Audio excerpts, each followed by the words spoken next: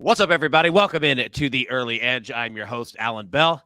Couple minutes late here, but I think you're going to see why, and you will appreciate it, at least hopefully. Hope everybody's having a good Saturday morning here. And I'll tell you what, before we get to our place for today, which, by the way, is a top 3 sports betting day in the calendar of the year. We have 3 NFL games, 6 college football bowl games. The college basketball slate is unbelievably loaded. We've got the World Cup. Third place game. I mean, today is unbelievable. So let's take a look at how we did on Friday here. And not great. Yeah, not great. Yeah, I mean, not great, not bad. It's just kind of there. Miami, Ohio coming through there for Chip. Zach Sedemy with the Mavs, -4. Nice play on that. By the way, if you caught into SportsLine last night on CBS Sports HQ, your boy Mike McClure was doing work on these live games. I was there with him and Eric Casilius, and M Squared was all over it, smashing left and right. Make sure to watch those during the week. But I'll tell you what, enough about that. I want you to see exactly what we have for you today. So let's bring in the stars of the show. And when I say stars, I mean stars. Look at this, 6 wide. We have never gone 6 wide in this show ever. And first off, Eric Cohen, your first time on the Early Edge. You're here with us. You work for SportsLine, been here for a while. My man, first on, welcome to the show. Welcome to the family. If you could say hello and a little bit of background of kind of where you've been, because you've done a ton in sports so far. AB, great to be with you guys, and thank you for the opportunity. I used to work with Caesars Sportsbook, and now I've been with SportsLine for a little while. It's great to be a part of the team, and as you can see, I'm representing my University of Arizona today, my alma mater, and it's a big game against your Tennessee Vols tonight at McHale Center in Tucson, so just glad to be a part of it, and I have 3 plays later in the show. Dude, I love it, man. Well done on that one, and I'll tell you what, this game, betting Arizona-Tennessee, for me, is a personal nightmare scenario because everyone knows my rule on the show and what it's been. Anytime you get Arizona basketball money line -150 or below, you take it. And it is sitting at -150. It is tough, man. It is tough. But you know what? I've got to play on that game as well. Bobby Locks, my man. Bob Konarski, you know him as Berg Betts on Twitter. Our man. How we doing, sir? Look at sharp. Good morning, guys. Thanks for having me again. Like you said, AB, loaded college basketball, but I do want to say the biggest game for me is tomorrow night. My Giants take on the Commanders. Danny Dimes, Giants have not been good in prime time. Like I said, I know it's a big college basketball slate, but that's the game I'm most looking forward to. But let's get after it today. Dude, let's get after it indeed. And you're right, man. Like, I am fired up to see that game as well. What I'm also fired up to see is my dude, Micah Roberts. And I say it every single time. All right, so Micah, you're out there. Eric, you're out there, same place. Every time we look at Micah's backyard, I'm telling you, dude, it's heaven. Every single time, it looks perfect, as does Micah, who might have the best hair in the Early Edge family. Just a sharp-looking dude all around. Micah, how we doing, man? A bunch of good-looking guys here. I mean, it's 6 wide. That is amazing. Can't wait to hear what everybody has to say, and welcome Eric to the show. I love it, man. Absolutely. All right, M Squared. You know what, dude? Good to see you as always. Got to work with you last night. That was a lot of fun. How we doing, my man? Good morning, everybody. Doing great, AB. Fired up for everything we've got going on today. All the college games, 3 NFL games, college basketball. There's just so many awesome opportunities to bet today. Even if you're not betting pregame, just all the in-game opportunities that exist today. It's such a beautiful day. Yeah, a beautiful day indeed. And last but certainly not least, our man, the speculator. Now, I do have to say, all right, last night I put out that it was cool that we had John B making picks for us here. Spector came back and said, who the hell is John B? And one, it immediately made me feel old. And 2, anybody who's too young to know John B out there, dude, go find him. Our man put out bangers left and right. John B was the man. Speculator, how we doing, buddy? We're doing fantastic. I did have to look him up. His biggest hit was 1997. I was 3 years old, so it was a little back for me, but I appreciated the compliment. That's all I can say there. There we go. And let me say this. I wasn't an adult either at that time, right? So it's like, it's not like we're massively different in age, right? Yeah. We're good, AB. We're good. Dude, I love it. Look, said it perfectly. He said, baby, are you still down? That was a bang. I'm telling you, John B was the man. He was the absolute man. Dude, that's awesome. Now, all right, before we get into the storylines that affect the betting lines for today, I have a surprise for you. All right, we have 3 NFL games, and We can't go live tonight because it's a holiday season and our guys work constantly and nobody wants to sit and watch me talk by myself for an hour. So what we're going to do is after this show ends, we're going to stay and just stream and talk NFL. So it's going to be an extended post-show early edge, and I've got some guests that are coming, some surprises. Prop Stars, our man, is going to jump in as well. So hang tight. Just sit, watch the stream. As soon as we get done with the morning show, you don't have to go anywhere. Same link, same everything, and we're going to break down the NFL, man. Hit these prop bets and do all of it. But you know what? First, we've got business to do right here. So let's talk storylines that affect the betting lines for today. And Micah Roberts, I'm coming to you first. NFL weather, all right? And I want to start in Buffalo because I have a graphic in regards to what in the hell is going on up there weather-wise. So I'll throw it to you first, man. What you got? Well, yeah, we can go Buffalo here. Buffalo 7-43. That total's dropped significantly from 47.5. And we got 34 degrees. 75% chance of snow or rain, however cold it is, and 12-mile-per-hour winds. That seems like a tough go for the Dolphins, but the spread is what is the equalizer here. The Dolphins, this is their third straight game on the road. This is a tough one here. They've been traveling all over the place, and they've been practicing in 50-degree cooler weather in their practice facility. Not the same. It's not going to be the same. So that is something to look at tonight. And then at Cleveland, we've got they're -3 even or -2.5, total 38.5 against Baltimore. 33 degrees, 15% chance of snow or rain, and 16-mile-per-hour winds. Is this the game where Deshaun Watson finally picks up NFL speed after 2 years being out? He looked a little rusty the first two games. I don't know if the cold and the wind is going to help him much. So something to think about in those games there. It's snowing also, or very cold and about to snow in Minnesota as well, but they have that nice new dome now. Yeah, smarter than to do that. And, you know, Buffalo, let me ask you this, Mike. Like, Buffalo is kind of in the same spot. I'm here in Nashville, and, you know, the city and the team are planning a brand new stadium. And Buffalo, the Bills, are kind of doing the same thing. Like, is it smart to stay like with an open air stadium up there? Because I guess it gives you, you know, certainly you look at all that snow, it gives you, you know, kind of a home field advantage. But would you do that? Like, you have to play in it too, you know? Yeah, well, obviously it's an edge. You want the home field in the playoffs, and because supposedly you're better at it. And, you know, a team like Miami, obviously they're not. So they have that distinct edge there. So I like it outdoors. I like the Green Bay. I like Cleveland. I like them all outdoors. Yeah, you know, I'm with you. And, you know, in freezing temperature games, Josh Allen, he's 4-1 straight up with 13 touchdowns to 5 interceptions. Tagovailoa is 0-2 in those games. Also, another nugget really quickly, the Buffalo Bills, they have won 5 straight at home over the Miami Dolphins with an average score of 36-18 in said games. Absolutely, man. All right, speculator, coming over to you. We've got World Cup the next 2 days, all right? Third place game today. We've got the final tomorrow. I know you've got all kinds of nuggets here, man. Break them down. What do you got? Yeah, I have been waiting to talk about this World Cup final. We talked about the third place game on Early Edge and 5 yesterday. And for this World Cup final, I'm just going to say that these two teams are evenly matched. Our SportsLine AI model is projecting a 1.29 to 1.24 game, a 0.05 goal difference. To put that into percentages, we had 38% for France to win at the end of regulation, and 36% Argentina, 26% draw. We took that a step further to see who would win the World Cup, and we're at 51.7% France, 49.3% Argentina.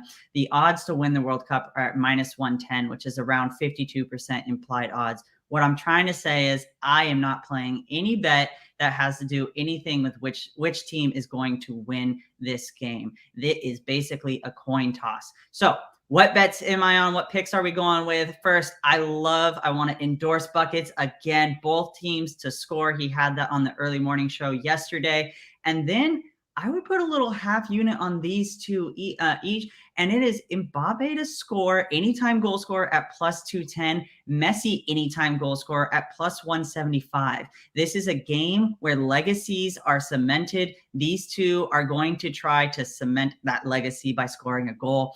If I had to pick one of them, it would be the Messi anytime goal scorer, and it is because France have given up a penalty in at least in two of their last 3 games, and they gave up 2 against England. If they give up a penalty to Argentina in this final, Messi will put the ball in the back of the net. On the other side, Mbappe, 5 goals in 6 games, plus 210 is good odds. And hey, if one of these hits, you cover the price of the other one. That's my strategy for the World Cup final. I love it, man. That's perfect. You know what? And I was just about to ask you, right? Like, if you had to make a choice, right, in terms of betting the final, how'd you go about it? Like, because, is there value there in doing it, right? Like, I know you just broke it down, but, if it were someone like me who, admittedly, like, I'm not a huge soccer guy. I'm not saying anything negative. I just don't – I haven't gotten into it, as much as, most people have. So if I'm going to the first game and I'm like, you know what, I just want to bet something on the final, and I look at, France, the defending champions, Mbappe going for a second straight, Messi, you've got the whole, is he going to end his legacy with that? Like, yeah, like how would you go about that? Yeah, this one, after seeing the results of the bottle, I actually really thought about this a lot. And the thing is I think France is a better team overall. But the interesting thing is the way that Messi has been playing, the tactics that Messi has been playing with, actually play to France's weaknesses. Mbappe's been playing, he has 0.2 defensive actions per game so far in the World Cup. That is the least of any attacking player. He's playing so far up the field, and it is his only thing that he has to do in the game is play up the field and go score goals. But he's leaving so much space behind him. He's on the left side of the field, and all that space behind him is exactly where Messi has been starting his attack. And so Messi ends up in a position where he's in the middle, right third of the field, and he gets the ball with open space. And that is going to start the attack and allow, as soon as France comes to swarm, he's going to have more time than usual and end up hitting his runners on the side. It really is like 50-50 on me, but I think if I really had to pick a side, I'm probably going to go with France. My heart wants Messi to win, but my head's telling me France here. So that is where I would go with that. Oh, you're muted, AB. I am. I did it to myself. All right. So first off, well done. That's what I said there. Well done on that one. Appreciate that. Second one, Coach is going to kill me because, you know what? I'm going to bring in a surprise here, and he's just going to hang tight with us here while we do the show until we get to the NFL. Let's go 7 wide. Prop Stars, my man. Welcome to the show, buddy. How we doing? Gentlemen, what's going on? It's Saturday morning. It's early in parts unknown. We've got Saturday football, triple header. I am so excited. By the way, great show, guys.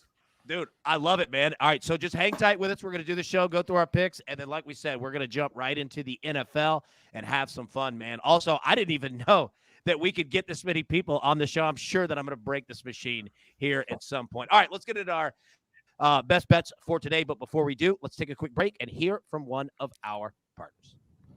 And we are back. All right, Micah, coming over to you first, my man. You got one play here, college football, bowl game, West Coast. Break it down. What do you got, bro? Yeah, we got the LA Bowl, SoFi Stadium, Fresno State. Momentum, 8 straight wins. They come in. The last 3 games, their defense been getting after it. Only allowed 30 points combined. Won the Mountain West Conference, beat Boise State 28-16 in that field. And Jake Haener has been amazing since he came back. They've won all his games. He's just been an absolute star. Pass attack is at full strength, which is key now. This is the problem with college football games right now. You don't know who's playing and who's not. Boise State pretty much has everybody intact, including Jordan Mims, 16 touchdowns running back there. The tipping point for me was Washington State is both offense coordinator and defensive coordinator are gone. They're not there anymore. The 2 starting wide receivers for Washington State, gone. Transfer portal. Same with the 2 starting linebackers, the leading tackler and the 4th leading tackler, gone. So that's a big thing for me.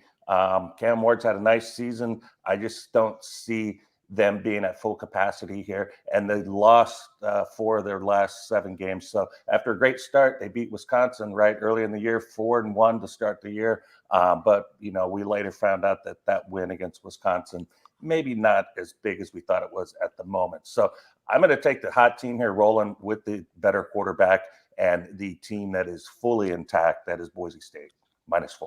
I love it, man. I love it. Now, I'll tell you what, Eric, I'm going to come right to you. You've got 3 plays. Start here because you like Fresno State -4 as well. You agree with Micah, so start with that one, then break down the other 2. I do, AB, and I wrote a column on sportsline.com. I write to the parlay columns, and I have Fresno State -4. I think the line was 3 when I wrote it. Cougars 0-1 in bowl games under Coach Jake Dickert. Last year, they didn't show up in the Sun Bowl, made a late rally, lost to Central Michigan. That game that was kind of placed late once there was a COVID issue with Central Michigan's opponent in the Arizona Bowl. Bulldogs won 8 in a row. Washington State started 4-1. Fresno State started 1-4. And then they haven't lost since. Jake Haener, since he came back from injury that was suffered in the USC game, 14 touchdown passes, 2 interceptions. This is Fresno State. I have a hard time seeing them losing, so I'm laying the points there. My second play is SMU BYU over 64.5 in the New Mexico Bowl. Now, we don't know who's going to play quarterback for BYU. Their second string guy, Jacob Conover, transferred to Arizona State. Their starter, Jaron Hall, was hurt in the Stanford game, probably won't play. So they're down to their third string quarterback. But let me give you a stat here. BYU is 7-4 to the over this season, including 4-0 against teams who average more than 32 points a game. SMU averages 38.4 points a game. And if you have any doubts about this pick, the SportsLine model has it at 78, which is a full 14 points higher than what the line is. So this one is an easy over for me. And finally, AB, it's the game that I guess I'm really on here to talk. I co-host an Arizona Wildcats podcast, which you can see behind me, called Wildcat Country. And we've talked about this one extensively. Last year, these 2 teams played in Knoxville. Arizona, it was the worst officiated game I have ever seen in my entire life. And I'm not griping. I mean, it's just true. It was terrible. Arizona lost by 4, AB. They lost 77-73. They were down by 15 in the first half. And they came back and they tied it in the second half. Then the referees wanted to make sure that Tennessee won. The foul differential, 28 called on Arizona, 16 called on Tennessee. The revenge angle is plenty in play. Plus, Arizona has a 24-game home win streak, which is the 5th longest in the country. And they are 10-3 in their last 13 home games when both teams are ranked in the top 10. Arizona is not only winning this game by the 2.5, 3.5. I'm calling double digits tonight, guys. Yo! Wildcats 81, Tennessee 69. Just saying. There we go. All right. So first off, Eric, you just crushed it. There's no way that anybody's going to believe that was your first time on the show. You just nailed it. And number 2, I've got 4 picks that I'm going to give out here in a minute, but let me just tell you this. I'm sticking to the rule. If you get Arizona money line -150 or fewer, you take it. I'm going Arizona money line today. Dude, it's hard not to. Everything you broke down, perfectly done. Well said.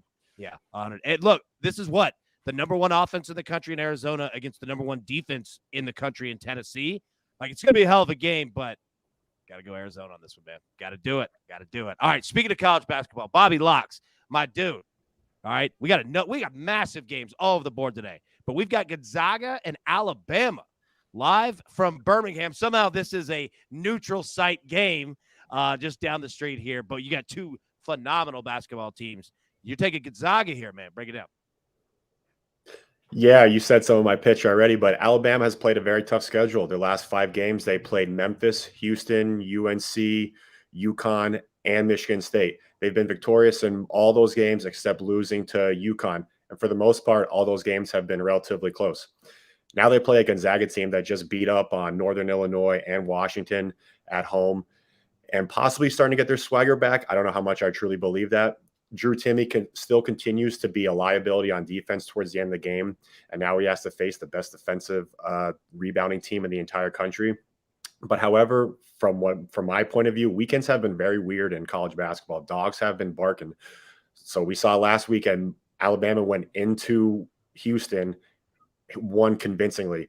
So I like Gonzaga here. Gonzaga has been more efficient from the floor than Alabama this season. And like you said, it is in Alabama, but it is a neutral site game. I like Alabama getting one. I mean, Gonzaga, I'm sorry, getting 1.5 here. Nice, dude. Gonzaga. I mean, this game's going to be awesome. Arizona, Tennessee is going to be awesome. We have UCLA, Kentucky today, Indiana, Kansas. I mean, keep going down the list. Like, it's going to be a phenomenal day. Phenomenal day in college basketball. All right. Last but not least, our dude, M Squared. Usually we put you first, but you know what? I wanted you hitting cleanup today. You got one play, NFL. Break it down, bro. What you got? One play NFL, and a lot of you are not going to like this play. I am on an island again here. We're going Indianapolis Colts plus 3.5. Wait it out to try and find a 4 again if you want. Not sure it's going to happen here. I waited all week hoping that everyone would push this to a 4.5. Clearly lost my opportunity there on that. But I like the Colts here coming off of the bye week. If there is a team in the NFL that could use a bye, it's a team with an old quarterback with a coach that may or may not know what he's doing, that got thrown into the action in the middle of the season. We got him coming off the bye, a little bit of a shorter week for Minnesota here. We all know how lucky Minnesota has been in terms of overperforming their expected outcomes. 9 of their 10 wins by 1 score. So here about this game, this is what I care the most about. Matt Ryan, we know he doesn't handle pressure very well at this point in his career. The good news for him, the Vikings are one of the worst teams in the NFL at putting pressure on the quarterback. When you give Matt Ryan a clean pocket and you've got a well-rested team, healthy Jonathan Taylor, I think they're going to have some success offensively, enough to make this game super, super competitive. Let's talk about Justin Jefferson. Justin Jefferson is absolutely elite. What makes him elite is how good he is after the catch. The Colts are the best team in the NFL limiting production after the catch. They're one of the best teams. Very stingy against the pass, allowing just 188 passing yards per game in this particular spot. I like the Colts in this game. It is not fun. It feels a lot like the last few games that we've had where I was on the Chargers side. Everybody on Miami side told me I was crazy for playing the Chargers and the Chargers on the money line. Very similar to the last primetime game. Everybody wanted the Seahawks. This projects as a very, very, very similar spot. So plug your nose. And if you want to ride with me, play the Colts plus 3.5 here. Dude, I'll say this, man. I like when you're on island plays because, 1, they generally work. And then 2, like, you give the disclaimer, you're like, hey, man, you're going to have to plug your nose here. But I'm just telling you. And I think the Vikings over the last, 4 or 5 games, they've given up 30.8 points per game. It's the worst in the NFL in terms of their scoring defense. So, I mean, generally.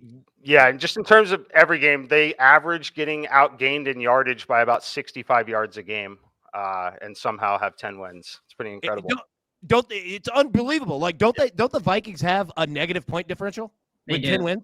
They're like the only team with double-digit wins that has a negative point differential. Yeah, and like for comparison, the 49ers are like plus 127, and they have 10 wins as well. Like, it's insanity. But Justin Jefferson is the truth, dude. He's the absolute truth. And I know Prop Stars is going to break that down here in just a minute. But everybody, grab your paper, grab your pencil. Let's take a little recap here. It does look glorious. The M squared is on the Colts plus 3.5. The speculator, you know what? A little bit of a half unit sprinkle. Is that what you said, Specs? Yes, sir. Yep. Lionel Messi, anytime goal scorer plus 175. Mbappe, anytime goal scorer plus 210. Micah Roberts is on Fresno State -4. Our man Bobby Locks is on Gonzaga plus 1.5. Eric Cohen is on Arizona college basketball -2.5. Fresno State college football -4. And college football SMU BYU over 64.5. As I mentioned, look, Arizona money line -150 or fewer. You take it, you ride it. They generally come up for you. I'm going to roll with it here. Arizona on the money line. Vikings second half team total over 13.5 for exactly what Mike just broke down.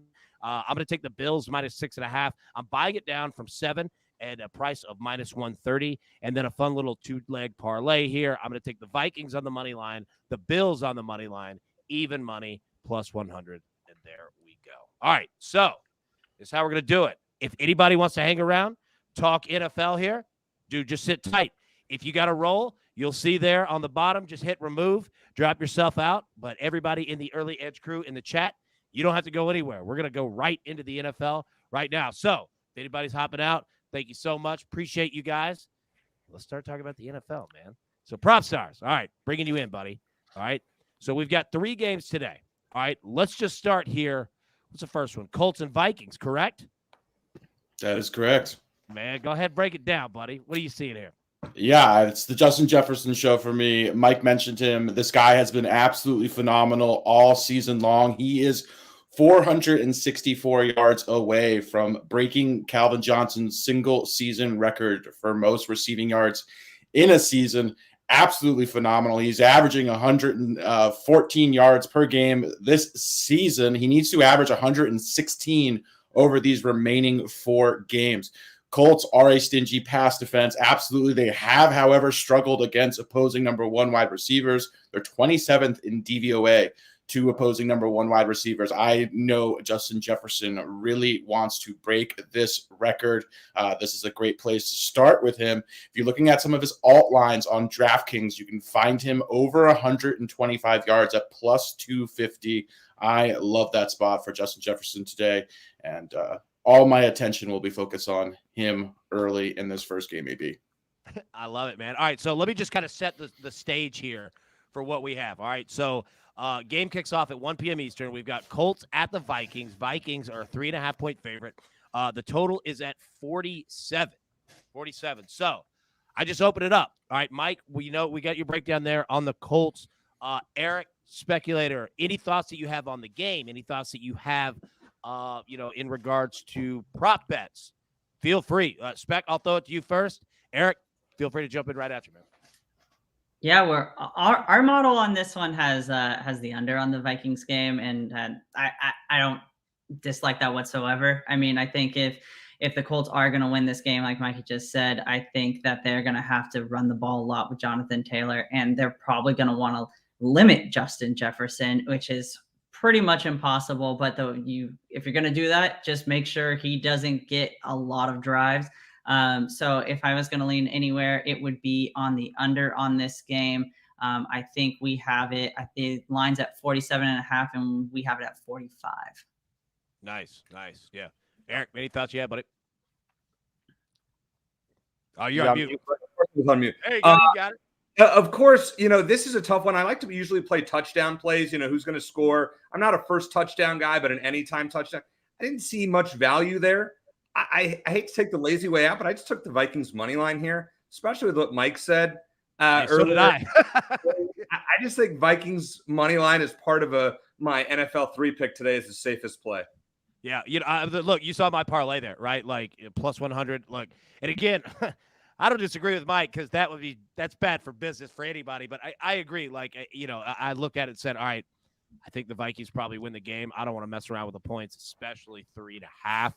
Yeah, prop stars. What's up, bud? Yeah, another guy I wanted to mention that I think deserves some attention is Alec Pierce, rookie wide receiver. You heard Michael talk about him a lot last week. He's been somewhat boom or bust for this Colts offense. He has a very deep A-dot. As a result of that, he's not seeing a ton of volume as far as targets go, but when he does, he doesn't need a lot of targets to make a big impact because his average depth of target is so deep down the field. So against this Vikings pass defense that has been an absolute sieve, this is actually a very good matchup for Alec Pierce. I particularly like, again, attacking him through his alt lines. I believe his receiving yards is somewhere around like 37.5.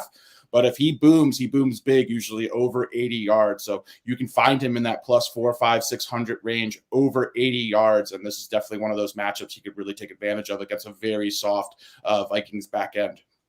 Nice, dude. Well said right there. All right, in the chat here. Yeah, Mike, go ahead. What's up? A couple final thoughts on the game, too, I wanted to add in there. I love the Alec Pierce call out. Love playing the alts on guys like that.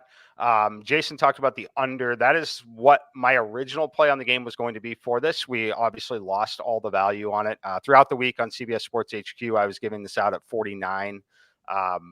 That's where it was. It's been bet down to basically where it should be, 47. Incredibly key number in NFL totals. At this point now, it is the third most important number on the total. I would not mess with it at this point. However, I do think this game has a lot of interesting in-game opportunities depending on which sides you like.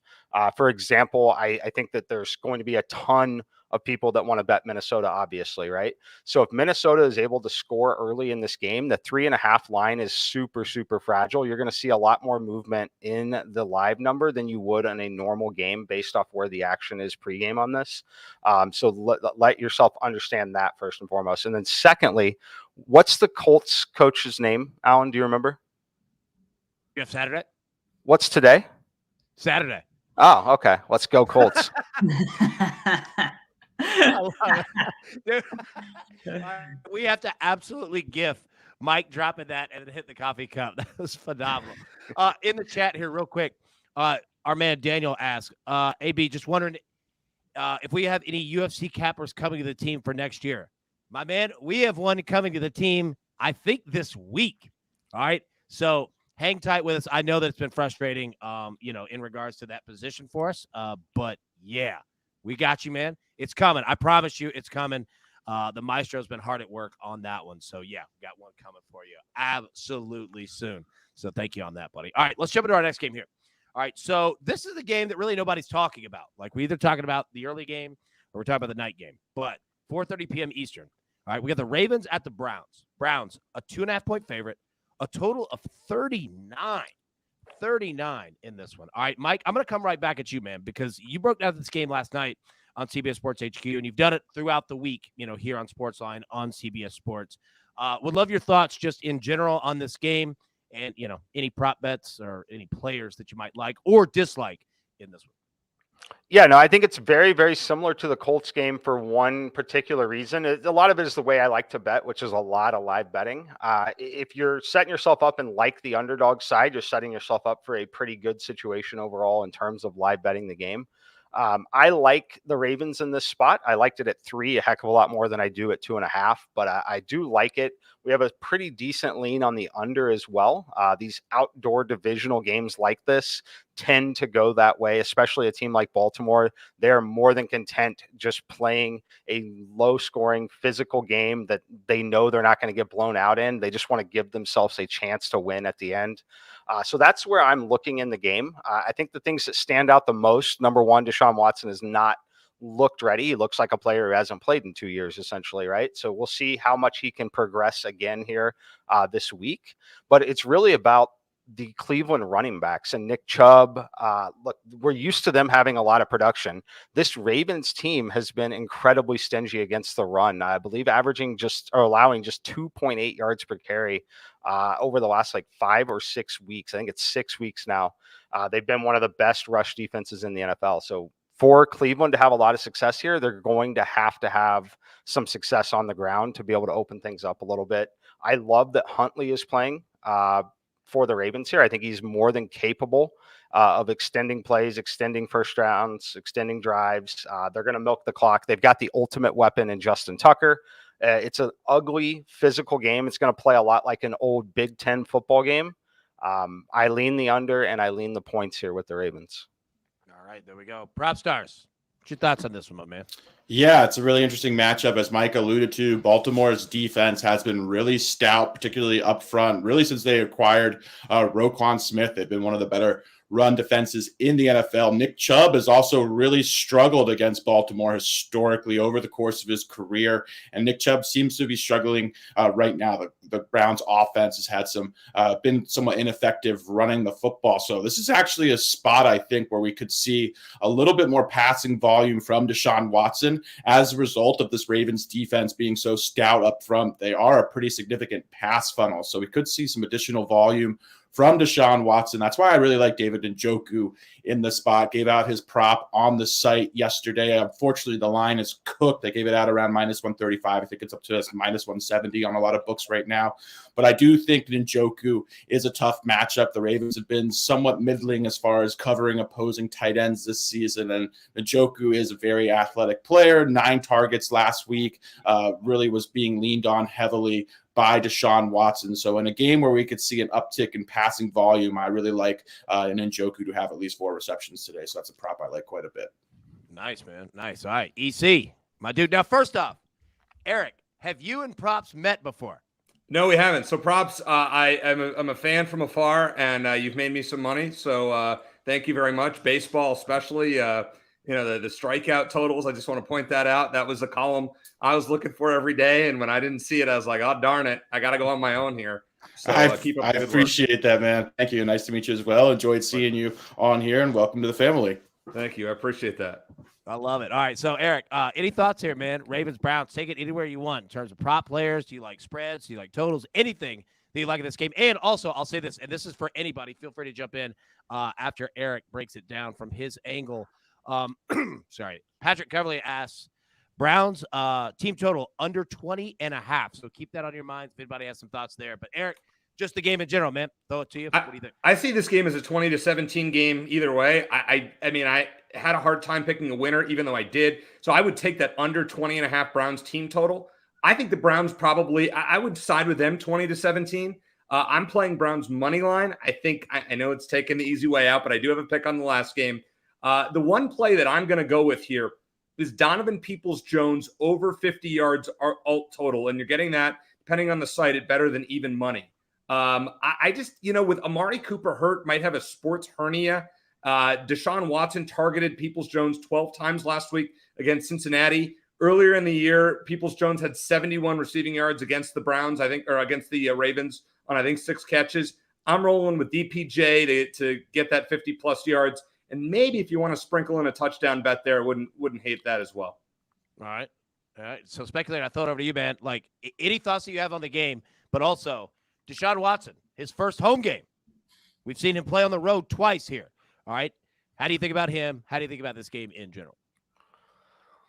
I'm not going anywhere near Deshaun Watson because I have to see a little sample size before I make picks usually. So I like to see a little more numbers. I think if anything, I'd probably go J.K. Dobbins, to be honest. I think his rushing attempts line is like 11.5. And last week he had 15 for 120 and a touchdown. So I like both 11.5. And I think his rushing prop is right now 52.5. That's a little bit maybe on the high side for Cleveland, but I'd still go there. We have a projection of 15 rushing yards and 15 rush attempts and 80 rushing yards. And I will say, I think it's his birthday today. Birthdays are big on this show. Yeah, I'm pretty sure it's his birthday today. I think I saw it. He's on my fantasy team, and I saw a tidbit about that. Don't quote me on it, but I'm pretty sure it is his birthday. And if it is his birthday, then yeah, I'm going over on both of those lines for J.K. Dobbins. I'll say this. I think it was Devonta Smith that we wrote him on his birthday, and I think that played out pretty well. Props coming to you, and then I have some questions in the chat for you as well. So, yeah, go ahead, break down what you got, bud. Yeah, one prop I just wanted to mention or hit on really quickly as far as Baltimore props are concerned. Gus Edwards anytime touchdown. You can find that, I think, around plus 290, plus 295. I really like his chance. Obviously, he's the short yardage back, goal line back for Baltimore, sort of play second fiddle to J.K. Dobbins, but they really lean on him heavily in the red zone. Obviously, no Lamar Jackson, so really like his chances to score against one of the softest run defenses in the Cleveland Browns. So Gus Edwards, anytime touchdown, plus 300, I think has some sneaky value. You're on the Gus bus. All right. I like it. Now, all right, a couple rapid-fire questions for you, all right? So first, excuse me. I didn't mean to cough right in the microphone here. Amari Cooper, he's playing today, right? Appears so. Yep. Okay. All right. Perfect. Number 2. Hold on one second. Proppy, what do you think about Njoku over 39.5?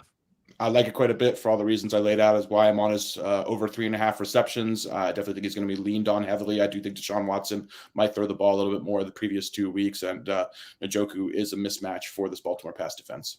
All right. Last question here, and I'll tell you what. Me and you spoke about this on text at about 2 a.m, and it was phenomenal. You broke down so many good things. Our man, Justin Jefferson, over 94.5. Yeah, love it. I'm riding Jefferson pretty much blind every week. I think he's going to break this record. Calvin Johnson's record needs to average 116 yards per game to eclipse that record, single season record of 1,964 yards. Also love his alt total today, over 125 yards. You can get it plus 250 on DraftKings. Beautiful. All right, let's jump into the last game here. All right, and if you have any questions, drop them in the chat. I promise you, we'll get to them. All right, so we have the Dolphins at the Bills. All right, Bills are a 7-point favorite, total of 43. Now, really quickly, before we start talking about it, if anybody missed earlier in the show, let me just show you what Buffalo looks like right now. Well, at 7:30 in the morning, a couple hours ago. And it's going to get worse tonight. All right, so just putting that out there. Now, luckily, they're not playing in the parking lot. They do have machinery that moves snow. But long story short, it's going to be cold up there. We ran through the stats earlier in the show in terms of games in freezing temperatures. Josh Allen 4-1 in his career straight up, 13 total touchdowns, 5 interceptions, 0-2 in freezing temperature games. Also, the Bills have won 5 straight versus the Dolphins when playing at home and have won those 5 by an average total score of 36-18. Now, all that being said, those are trends Mikey talks about all the time. Don't put your life on trends, man. They don't always mean something. But, Mike, I'm going to come to you because all week you've broken down this game and you've broken down the Miami Dolphins specifically, all right? And I think that you have the most spot-on breakdown of exactly where this team has been and where this team is at right now. So I just want to give the mic to you, man, and get out of your way. How do you see this game tonight? Yeah, so I'm mostly worried about the injuries that are either official or unofficial on the Miami side. It's a lot of the reason why I was so heavy on the Chargers over the Dolphins the other day. Tua in that game ended up with a 35% completion percentage. You know, I don't care about what actually happens. I care about the expected data. Looking at expected completion percentage, his number in that game, 51%, was the worst performance of a starting quarterback in the NFL this season of quarterbacks with at least 20 passing attempts. When you look even further back, since week 11, Tua has been the worst quarterback in the NFL in terms of expected completion percentage. Now, not 100% of that falls on Tua when we're talking about the expected data. You obviously have to have wide receivers getting open. Tyreek Hill not getting the separation currently that he would normally. It's definitely impacted Tua. I think both players are not healthy. Now you're throwing in some elements into the mix here. I think it's just a hostile environment overall. It's a tough spot. I think Tua is not fully right at this point. So I'm looking to fade the Dolphins. If you want to do it pregame, go for it. I'm going to be looking to do it in-game a number of different ways, but I don't believe in Tua and the Dolphins right now at this point. I think that you can call it the weather. You can find whatever you want. It's just like trends. You can make anything say whatever you want it to say.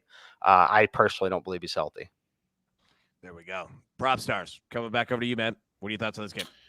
Yeah, super interesting matchup, obviously, between AFC East rivals here. I'm actually taking somewhat of a contrarian take. As far as the latest weather projections, it appears, again, this is fluid and could change, but appears like we might have somewhat dry conditions during the game. If that is the case, and we're not dealing with inclement weather, if you look across the board at all these props, we're seeing extremely low numbers. So I think there's a lot of value if this weather does not affect downfield passing. So I will be paying super close attention to the weather report leading up to the game, but I think there is certainly a lot of value to be had on both sides, particularly in the Bills, though, looking at just, again, a lot of very low numbers as if they're going to be playing in really stormy or a ton of snow or just poor weather conditions in general. One prop that I did have that I gave out on the site, I did want to reference Dawson Knox, over 2.5 receptions. He's eclipsed this in 9 of 12 games this season. I like this prop because I feel like he will be utilized in either scenario. If this game ends up having a lot of wind or weather or snow and downfield passing is somewhat mitigated, then he will sort of rely or be leaned on by Josh Allen kind of underneath and in the short and intermediate areas of the field. 3 receptions is just not a lot for him. This guy has elite route participation. Essentially, he's running a route on every single Josh Allen drop back in this Bills offense, one of the highest volume passing attacks in the NFL. It's more of a bet just on his participation and being running a route on essentially every single Josh Allen drop back. So really like Dawson Knox over 2.5 receptions. Unfortunately, this line is cooked as well, but I would just implore the good people at home, pay attention to the weather. If it ends up not having a big impact, there are a ton of values all across the board, whether it be Bills, skill position players, and even some Dolphins as well. Nice. And let me say this, dude. The chat agrees. First up, all right. Josh Allen loves Dawson Knox. He does. He 100% does. And then number 2, 2.5 receptions, downright disrespectful for Knox. Play that for sure. Yeah, 100%. All right, real quick. All right, Eric, Spector, I'm going to come to you, but this we just had a question in the chat, and it made me think of last night on CBS Sports HQ. Mike and Eric Casillas were talking about this specifically in regards to live betting, all right, the Bills and Dolphins game. And, you know, Mike, take it any way that you want it, but for most people, they're probably looking at the Bills side of it, saying, all right, how do I live bet this? Is there value? How can I get it, necessarily under 7? But Mikey, take it any way that you want, because I thought that you and EK broke it down perfectly last night. And let me get this on here. Eric Ross, Ib Squared strategy on in-game betting. Yeah, so it's a tough question, because I wish there was just a generic in-game betting strategy. It's all dependent on the current game state and the information that you have at that time. But as far as looking to get the Bills under 7, when it's likely to happen and where it's likely to be a spot that you should feel okay taking it. First drive, for example, Bills end up having to punt, Miami in possession of the ball. That number is going to drop to 6.5. It's potentially going to drop to 4.5 if they enter the Bills territory around the 30-yard line. That's the point where you would see it drop to a number around there. Miami gets the ball first and is driving. You can start to look at the Bills at that point. It really just depends. What I'm looking for mostly is also the weather. Like Proppy's talking about here, we're still way too far away from the game to really know what the field conditions are going to be, what the actual conditions during the game are going to be. What I worry about the most with snow is going to be field goals, right? And converting field goals. That's where you see the significant drop off in the snow. That's going to favor a team like Buffalo, who's more likely to go for it on 4th down anyway, has a mobile quarterback that can pick up those 4th and 2, 4th and 3, 4th and 4 kind of plays that may not be situations where you see teams kick. So those are just minor edges that lean towards the slow side. But because those aren't really traditional situations, that is where you'll see discrepancies in some of the live lines, at least early in these games. But yeah, I like the Bills side of the game. I see some questions about teasing it. I don't mind teasing the Bills down to 1 and under 49. The issue with the under 49 part is if the weather is not hindering the play on the field really at all, you're running into some issues on 49. 49 is still a very, very gettable number with these offenses on the field. So I like it. I don't love it on that same game tease. If you were going to tease it and really wanted to, I would much rather see you tease Bills down to -1 and then grab something like the Ravens up to 8.5, Ravens up to 9, things like that. I would feel a lot better about that. I would not recommend the same game at that number, because 49 is still a pretty critical number here. There we go, man. Perfectly said. Well done on that one. All right, Spector, throw it to you, man. What are your thoughts here, man? Just anything in general. Bills, Dolphins, spreads, totals, props. What do you see? What do you like? We already I put out a prop on the site and also put it on the show on the N5 yesterday about Josh Allen. Yeah, under on his passing yards. We actually have, so our model is projecting that he's over on pass attempts, over on pass completions, but under on the yards. It's a very interesting scenario. I think it plays right into what the snow is going to do, and that is going to be low yardage passing. Could be a little bit higher volume because of how much the Bills pass, but then less. I believe the line I had was 236. It's around 235.5 right now. And our model's doing 227 for his passing yards. But again, passing, we got 32 attempts as a prediction, 21 completions. And our model also loves the Dawson Knox play that props put out.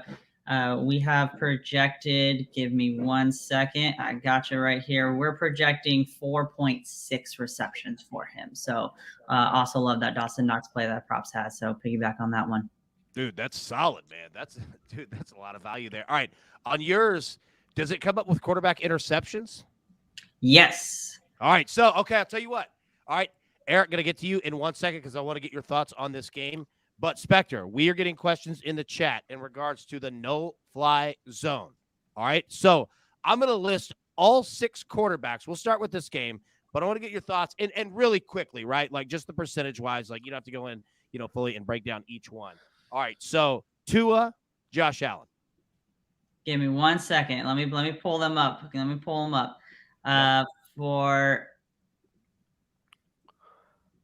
While you're pulling it up, I'll quickly mention one other thing. Where like massive snow can have an impact on this game it takes a lot of time off the clock if you have running and completed passes, because it takes longer to get up off the ground. It takes longer to get the ball snapped. It takes longer to get the ball spotted. So just understand those kind of things. And that's typically where some of the total being impacted comes from. Excellent point there. I didn't even think about that. You're 100% correct. Spector, what do you got? All right. So for Tua, we got a prediction of 0.52 interceptions, which I think is a little bit low, to be honest, but that's where we're riding on that one. Josh Allen, 0.84 for that projection. I think that's pretty spot on, to be honest. Again, this will all depend on the weather. I'll go down through the list. Let it rip. Yeah, go ahead. Go through all six. For Indianapolis and Minnesota, for Matt Ryan, we got 1.6 predicted. I mean, I can go with that. Matt Ryan to throw an interception. I'd go over on the half, the 0.5 for an interception. Kirk Cousins, 0.45 actually on the under over here. And then Deshaun Watson, 0.76. And I don't have Huntley at the moment. You're good.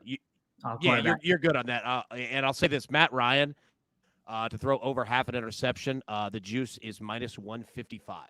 Yeah. So that's where that's where that he is the highest on our predictions of any quarterback to throw an interception. And I could agree with that one. I love it, man. All right, Eric, your thoughts here, man. Bills, Dolphins, what do you got? All right, AB, I'm actually going to take a stand here for once. I like the Bills minus 7. Yeah, I'm rolling with the Bills with the points. M squared gave all the logic that I wanted to give. I actually am also going to play alt lines too. I could see this, regardless of weather, as like a 28-10 type of game. And you can get minus 17.5 plus 300. It might be worth a sprinkle. A couple of props that I'm going to roll with. I love playing the touchdown scores, as I mentioned earlier. A couple of Bills running backs. Devin Singletary, plus 175. I believe he's scored in 2 of his last 3 games against the Dolphins. And James Cook, who kind of took a backseat last week, but a couple weeks ago had a big week. I could see him at almost, I think it's like plus 240, plus 250.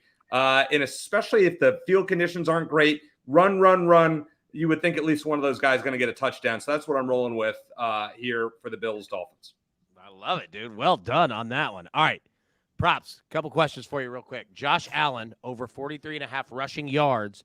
And also, let me make sure that I get it on the screen here. That's from our man, Tim Clark. And then also on the same here, Air Jordan, Josh Allen to rush attempts over 7.5, priced at minus 130. Any thoughts on either of those? Yeah, I'd lean over on the attempts. However, this Miami front, very, very good, very stout up front, very active D-line. Christian Wilkins, one of the more underrated defenders in the NFL. So I do think it might be a little difficult for Josh Allen. I think the yards is fairly efficient. However, I do think the attempts will be there. So I prefer it as a volume-based play. So I do like the attempts play more than the yards. Okay. All right. We got the exact same thing on the model. We got over on the attempts, but under on the yards. Exact same thing. Okay. All right. Another question. And look, props, it's addressed to you, so I'll throw it to you first. But anybody, if you have any thoughts here, our dude Matt Ray says, any thoughts on a Waddle bounce back game? Tua should be looking for easy completions after last week. So props, I throw it to you first. But yeah, anybody else, man, your thoughts? Would love to hear them as well. Yeah, he's been practicing in full. It hasn't looked the same. I know Mike mentioned Tua not being 100%. Certainly that could be contributing towards it. But yeah, something doesn't look quite right with Jalen Waddle. He did practice in full, so there's no indications he's playing hurt. But again, if weather's not going to be an impact in this game, he is a prime candidate as to when I spoke about people who are tremendous values. So Jalen Waddle does have a deeper ADOT than Tyreek Hill. He receives less targets, but he is obviously a big play waiting to happen. Has one of the deeper ADOTs in the NFL. I think up to week 10 or 11, he had more 20-yard receptions than any wide receiver in the NFL. So if downfield passing is not going to be significantly impacted, you are getting a massive discount on his receiving yards, which I believe are 53.5 presently. So again, just pay attention to the weather. If it looks like it's going to be decent conditions, yeah, he would be a guy that I would definitely speculate on. Okay. All right. I'll tell you what, I got a better question for Eric, Mike, and Specs. All right. DK Boost here. All right. So our man Donovan Berg says DK Boost, more passing yards. Josh Allen, Tua Tagovailoa. I'll jump in on this one. I mean, I just don't trust Tua in snow, AB. It's simple as that. I mean, this guy, when has he ever played in a snow game? I was talking to friends who are big Dolphins fans who live in South Florida. They think he's going to be miserable tonight. I'd say Josh Allen seems easy at this one. Okay. Specs, Mike's, any thoughts there? I'm going to hold off on it. It's crazy, but I would probably still play Tua over Josh Allen. They're basically identical in passing yards here, but the thing that I worry about is a number of short fields. I worry about Josh Allen just simply running the ball 20 times in this game. I'd worry about the opportunity and the need. If they're up early, I don't see them putting the ball in the air a lot. Whereas on the Tua side, there's a number of things in play here. Number one, a 2-yard pass to Tyreek Hill can very easily go for 90 yards in the snow. So in the snow, it's a lot easier for the offense than the defense. It's not like the rain. In the snow, the offensive player knows where he's going still. It makes a big difference with a player like Tyreek. So just considering the game script that I'm projecting, it does seem like an obvious, easy Josh Allen answer here. But knowing the way Josh Allen is going to play and the Bills are going to want to play this game, I don't think he's going to have to take as many opportunities as the Dolphins are going to have to. So I'm going to stay off of it, but if you force me to play it, I'd probably take the Tua side. Nice. Specs, any thoughts there? I'm exactly the same as McClure here. We have Josh Allen at 228 passing yards projection or Josh Allen at 228 and Tua at 248. Completely agree with the analysis he just put down. There's so much talk about how bad Tua will play in like the cold weather. And we broke it down on N5 that Josh Allen doesn't usually have huge passing games in the cold weather either. With the line that it was at 230, 237 in the last 6 games under 32 in freezing temperature, he hasn't gone over that line a single time. So I'd probably lean more on Tua on that one as well. All right. Nicely said. And I'll tell you this, look, Mike broke this down last night on CBS Sports HQ, what he was just talking about in regards to playing in the snow. And Brock Newsom just said this, look, snow separates speed and quickness better than any other surface. Trust me, it's all about read and react. And 100% right. And what Mike was saying, and Mike, I'll get out of your way here, but yeah, like, you already said it, you don't have to break it down again, but that like dry snow, you know what I mean, actually helps the offense. Now, rain helps the defense, right? But I think that's kind of like, Brock, what you were saying, 100% right. Like, offensively, you know where you're going. So, yeah, just something to pay attention to on that one. All right, a couple more questions here real quick that we've got in the chat here. Michael Pittman over receiving yards. Vikings defense can't cover anybody to save their life. That's from JG86. Look, I'll throw it to you guys. We've seen the Vikings in terms of their defense giving up 30.8, 30.6 points per game over the last 5. Anybody, I don't know what the number is, but anybody have any thoughts on Michael Pittman here?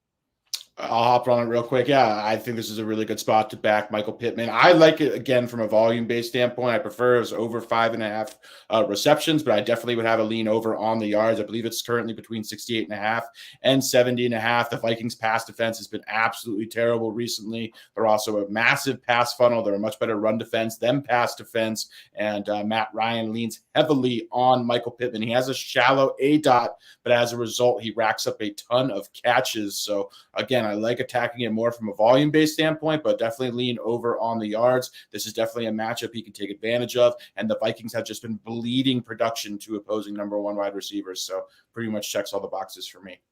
All right. Anybody else have any thoughts there, Michael Pittman? Anything you see? I'll echo what he said, basically. I think he ultimately gets over both, but prefer the receptions number, just a sheer volume play. Best price on it currently, FanDuel's down to 66. I think that's a pretty fair number.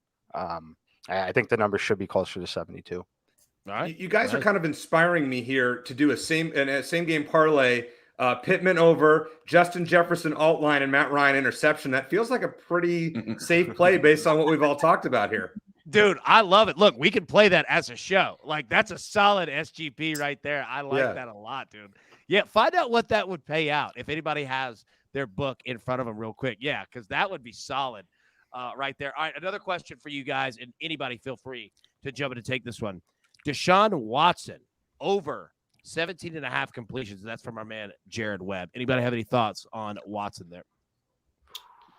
I like this prop as well. Again, more of an extension of this Ravens defense. They're one of the biggest pass funnels in the NFL as a result of their run defense being as good as it is. Teams are just choosing to take the path of least resistance, which is typically through the air against them. They're way more vulnerable in the back end, especially since Roquan Smith has joined this defense. They are probably operating as the best run defense over the past 5 weeks. Nick Chubb's also been struggling recently. So I really think we've heard all week the narrative regarding Deshaun Watson. They're going to kind of open up the reins a little bit on that offense. To me, this is an opportunity to do that. So I do think we'll see just a slight increase in passing volume, which should be enough to get over his attempts in completions. I do prefer the attempts line, though, which you can find at 28.5 in comparison to his completions. Nice. Anybody else? Any thoughts? Yeah, I completely agree with that take. I mean, they paid him a ton of money, and they're going to want to start showing it off a little bit more. For the 28.5, we have predicted at 30 pass attempts. I mean, there's not a large sample size, as I just said, on Deshaun Watson. So we're working with very little data, but I still think that 30 is a pretty solid number on this one. Okay. All right. Got a couple questions here in the chat. And again, anybody feel free to jump in. James Cook, over 26.5 rushing yards. Looks good, right? That's from our man Evan, as well as, let's see. Yep. Evan, another one. Any thoughts on Desmond Ridder? Over 22.5 rushing yards, quarterback starting for the Atlanta Falcons. I'll take the Ridder one really quickly. I love Desmond Ridder. I have been waiting for this guy to take over at quarterback over Mariota. Love this guy in college. Really encouraged by what I saw in the preseason. Just had a really solid command of the offense. Very versatile, leaned on his legs and his arm. Unfortunately, we're a few weeks too late for him to win Offensive Rookie of the Year, but I really think he's going to impress a lot of people. So, yeah, I think his rushing yards is a good spot. It's a little bit speculative since we haven't seen him in the NFL yet, but again, preseason drastically different than regular season, but he was playing with the ones in the preseason. Again, looked very, very polished for a rookie who was thought to be somewhat of a project coming out of college. So I like all of Desmond Ridder's props this week. It is a tough matchup, but had the extra time to prepare, and I definitely think he'll be leaning on his legs against New Orleans. So I definitely like his over. I like his over on his combined rushing and passing as well, which I believe is 197. And I like his rushing yards, which again were 22.5. So he has my full endorsement. All right. And as for the go ahead. As for the James Cook one, in his last 4 games, he had an 86-yard effort on the ground and 64 on the ground. He also mixed that in with a 4-yard and a 6-yard one. I'm going with the over there. I think he's going to have a nice game. I would put it around 50 for me, just kind of ballparking it with a touchdown, just a hunch play tonight. By the way, AB, just want to point that out. The official early edge / NFL discussion play that we discussed, it would be Jefferson over 120, Pittman over 65, and Matt Ryan to throw an interception on DK at plus 650. Yo, I'm in. All right, so read it one more time. Michael Pittman over 65 yards. That's an alt line there. It's like minus 125. Justin Jefferson over 119.5, and Matt Ryan to throw an interception. If you combine those all into one play, it is plus 650. We've got to do it. We've got to do it. Yeah, I'm doing it. Yeah. 100%. All right, so I'll tell you what. We're going to break this thing to a wrap because I know that you guys have things that you got to do today, and everybody in the chat probably does as well. We could sit here and talk for hours, but this is how I want to end it, okay? I'm going to go through each game, the NFL ones today, okay? And I'm going to read you some names of anytime touchdown scores. All right, we'll go game to game to game. And we're not going to do the whole thing. I'm just talking about the star players here because we had a question in the chat, and let me see where it was. Okay, yeah. All right. If you had to build an anytime touchdown same game parlay, who would be your top picks? Okay, so you get the gist. All right, now let me get to these numbers right here. We'll start with the Colts at Vikings. Okay, and again, you don't have to go through a full breakdown, just people that you'd like, and I'm just going to kind of go through the stars here. Does that make sense? All right. Jonathan Taylor, minus 155. Dalvin Cook, minus 150. Justin Jefferson, minus 135. Adam Thielen, plus 155. Michael Pittman, plus 175. Alec Pierce plus 340. Anybody have any thoughts? Anybody they like in this one? I'll speculate on Pierce again. Yeah. Okay. Alec Pierce, yeah. Right. I like Pierce too. What's CJ Hawkinson? Hawk is at plus 180. I like Hawkinson as well as Pierce. Okay. Cohen? I would just go with Jonathan Taylor. I mean, if the Colts are going to score, it's hard to see Matt Ryan doing anything productive. Yeah, right. I mean, that's kind of what I'm trying to say. Exactly. Well said. No, I agree. It's kind of like Derrick Henry with the Titans. Like, if somebody's going to score, it's going to be Derrick Henry. Spector, man, what do you like? I like Hawkinson as well, actually.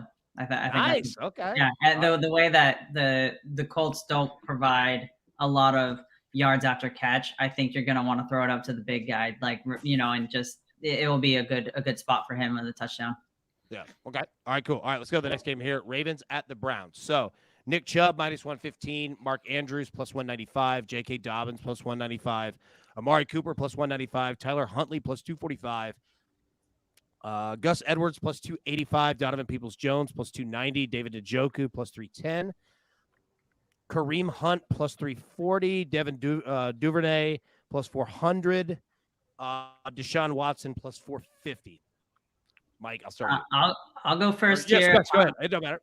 Yeah, I'll go J.K. Dobbins again. Birthday boy. I do agree with what Props said about Gus Edwards, how they could take away his touchdown because they'll use him on the goal line, but maybe they don't do that because it is his birthday and they say, you know what, like normally we'd use Gus here, but here's a birthday present. So we're going to go J.K. Dobbins. John Harbaugh, big on birthdays. All right, Cohen, what are your thoughts here, man? Yeah, I'm going with Donovan Peoples-Jones at plus 290. We talked about it a little bit earlier. I think it's good value. Watson may target him more with Amari Cooper not 100%. Going to take a flyer there at a bigger number. Okay, Props? I mentioned him earlier, Gus Edwards, Cleveland, one of the worst run defenses in the NFL, giving up a ton of rushing touchdowns this season. Gus Edwards is a huge vulture as well. When they get within 5 to 10 yards of the red zone, really lean on him heavily. So if J.K. Dobbins is going to score, I do think there is a good chance of that happening. It will have to be from at least 10 yards out. All right, Mikey? Yeah, we're going way, way, way down the board here on this one. Deshaun Jackson, plus 1,100 anytime or plus 3,800 first touchdown. Guy still has absolutely elite speed. It's going to come in a situation where it's not an obvious throwing situation. It's going to be an obvious run situation. But I like Deshaun Jackson here. I think he's going to score today, plus 1,100. I like when Mikey goes super value, dude. I love it. All right, last game here. Dolphins at the Bills. Let me get the numbers up and go through these quickly. All right, anytime score. All right, Stephon Diggs, minus 110. Raheem Mostert, plus 130. Devin Singletary, plus 130. Josh Allen, plus 140. Tyreek Hill, plus 165. Gabriel Davis, plus 195. Jalen Waddle, plus 200. Dawson Knox, plus 220. James Cook, plus 245. Isaiah McKenzie, plus 350. Mike Gesicki, plus 450. The Bills defense plus 450 getting up there. Tua Tagovailoa plus 650. Looking for anybody else. Yeah. So I'll tell you what, Props, I'll start with you, man. What do you think? What do we have for Trent Sherfield? Trent Sherfield. Let me look here. Your boy is plus 500. I'm going Trent. Going Trent. All right, Eric, who do you like there? Well, I think that plus 130 on Singletary is light. I saw it at plus 175 on another book. Yeah. So I'm going to roll. If I can get plus 175 on Singletary, he scored 2 of his last 3 against the Dolphins. Sign me up. Mikey, it sounds like you're going the same way. Yeah, I'll take Josh Allen, plus 170. The book I'm looking at. Yeah. Okay. Specs? I was going to go Josh Allen, but if I'm going to pick someone else, I think I'll go Isaiah McKenzie. They've been doing little out routes to him a lot, like just little passes, easy pass for Josh Allen to do, and he's in open space. And so I'll take that one. Love that pick. Love it. Love it. All right. Tell you what, let me go over the best bets really quickly for what we had for today. And you know what? You guys have done so much work here. I'll let you get back to regular life. This has been awesome, dude. I kind of like this idea of like a post show. I'm interested in everybody's thoughts in the chat. If you guys like doing this, I love doing it, man. It's awesome. So let me pull up these best bets here. What we got for today. Spreads on the Colts for 3.5. Speculator What would you say? Half unit sprinkle here on both of them? Yeah. Just a little bit on each. Okay, Lionel Messi, anytime goal scorer, plus 175. And this is for Sunday, obviously, in the France and Argentina World Cup final. Mbappe, anytime goal scorer, plus 210. Micah Roberts is on Fresno State, -4. Bobby Locks, Bob Konarski, Berg Betts is on Gonzaga, plus 1.5. Eric Cohen is on the Arizona Wildcats basketball, -2.5 against Tennessee today. He's also on Fresno State. College football in the bowl game, -4. And then college football as well, SMU BYU over 64.5. I'm on Arizona moneyline college basketball -150. Also on the Vikings second half team total over 13.5. I'm on the Bills -6.5. I bought that down from 7, priced at -130. And then a parlay Vikings moneyline, Bills moneyline, even money +100. And Cohen, read it one more time. What was the early edge for the people parlay that we're all running with today? The early edge for the people parlay, Michael Pittman over 65 yards. That's the alt line. Justin Jefferson over 119.5 alt yards. And Matt Ryan to throw an interception. That's on DK at +650. AB, if we cash that, I will send out $100 to someone in the chat if you want to select them. Whoa. I love it, dude. I love it. Man, that's awesome. All right, guys, I can't thank you enough. Early Edge crew, can't thank you guys enough for hanging with us. We just went for an hour and 11 minutes. Also, I love that we had, what do we go, 7 wide? That has to be, that's a record on the show. I've never seen it. I'm surprised that the machine didn't even break. I've never seen that many people on here, but I love it. Eric, I also have to say, dude, welcome to the family. Bro, your first show, you just crushed it. Great job, Eric. You did great, man. So, dude, welcome in from all of us. Obviously, me and you have talked so much, before this, and we've talked about getting you on here. Glad that we finally did. And I'll tell you what, man, we'd love to have you back. Well, I appreciate it, AB. It's been an honor, and let's just hope those 3 picks that I gave, plus our parlay that we just gave out, hit. So that would make me feel a lot better about repeat appearances. Let me tell you that. Well, I'll tell you what. I think the first time I came on the show myself, I think I gave out like 5 picks, and I think 4 of them just weren't even close to hitting. So you know what? You're fine either way. But, dude, you crushed it, man. Thank you. Well done. Prop Stars, Mike, Speculator. Dude, thank you guys so much for going. And everybody, like I said, in the Early Edge crew cannot thank you guys enough. You literally make the show what it is. And so glad you guys roll with us. And, man, holidays are coming. Everybody, hope you have a great time with family, friends, however you celebrate, whatever you celebrate. Just glad that you're here with us, man. So, everybody, let's hit these picks. Let's cash these picks. And we'll be live Sunday, tomorrow, normal time, 10 a.m. Eastern, with all of our normal shows for the NFL. But until then, let's cash these picks. We'll see you tomorrow. Thanks.